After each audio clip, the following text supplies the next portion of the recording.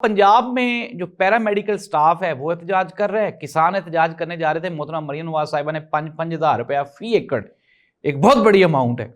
आप ये इमेजिन करें कि अगर फॉर एग्जांपल एक किले में से, एक एकड़ में से 40 मन गंदम निकलती है या 50 मन निकलती है, तो एक मन पे जो 2,000 रुपये मन गंदम फरोख्त हो रही थी, एक मन के ऊपर, अब आप इमेजिन कर लें कि 5,000 को आप 50 पे तकसीम करें तो कितना बन जाता है।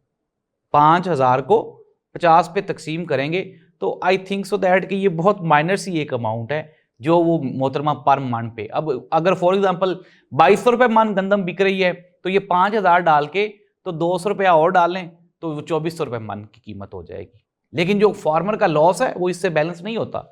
ये बिल्कुल वो कह लें कि ऊंट के मुंह में जीरा देने के बराबर है।